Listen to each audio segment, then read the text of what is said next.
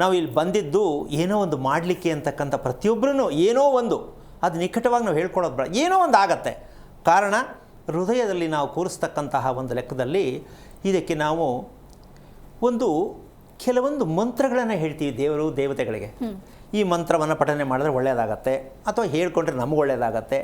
ಹಲವಾರು ರೀತಿಯಲ್ಲಿ ನಾವು ಹೇಳ್ತೀವಿ. ಇದಕ್ಕೆ ನಾರಾಯಣ ಮತ್ತು ಪರಮೇಶ್ವರ ಇವರಿಬ್ಬರನ್ನ ನಾವು ಪಾಲನೆ ಮಾಡ್ತಾನೇ ಇದ್ದೀವಿ. ಆದರೆ ಇವರಿಬ್ಬರನ್ನ ಪಾಲನೆ ಮಾಡೋಕ್ಕೆ ಬ್ರಹ್ಮ ಅಂತಕ್ಕಂಥದ್ದು ಇದನ್ನು ಭಗವಂತನ ಎಡೆಗೆ ಹೋಗ್ತಕ್ಕಂಥ ಜ್ಞಾನಕ್ಕೆ ಬ್ರಹ್ಮತ್ವ ಅಂತಾರೆ. ಭಗವಂತ ಕಡೆ ತಿರುಗಬೇಕು ನಾವು, ಅದೇ ಬ್ರಹ್ಮಜ್ಞಾನ. ಅಂದರೆ ನಮ್ಮಲ್ಲೇ ಸೃಷ್ಟಿ ಆಗತ್ತದು. ಆ ಸೃಷ್ಟಿ ಮಾಡ್ಕೊಳ್ತಕ್ಕಂಥ ಪ್ರಯತ್ನವೇ ಬ್ರಹ್ಮ.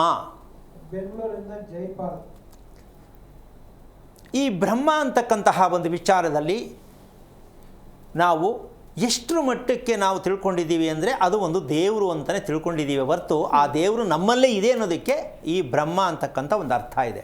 ಭಗವಂತ ಎಲ್ಲಿದ್ದಾನೆ? ನಮ್ಮಲ್ಲಿದ್ದಾನೆ, ನಮ್ಮಲ್ಲಿ ಇರ್ತಾನೆ ಅನ್ನೋದನ್ನು ತಿಳ್ಕೊಳ್ಳೋದೇ ತಿಳಿಸ್ತಕ್ಕಂಥದ್ದೇ ಬ್ರಹ್ಮಜ್ಞಾನ ಅಂತಕ್ಕಂಥ ಒಂದು ವಿಷಯ. ಇನ್ನು ಹಲವಾರು ರೀತಿ ನೀವು ಹೆಂಗೆ ತಿಳ್ಕೊಂಡಿದ್ರೋ ಅದು ನಾನು ಬೇಡ ಅಂತ ಹೇಳೋಕ್ಕೆ ಬರಲ್ಲ. ವಿಚಾರ ಹೀಗಿದೆ, ಇದನ್ನು ತೊಗೋಬೋದು ಬಿಡ್ಬೋದು.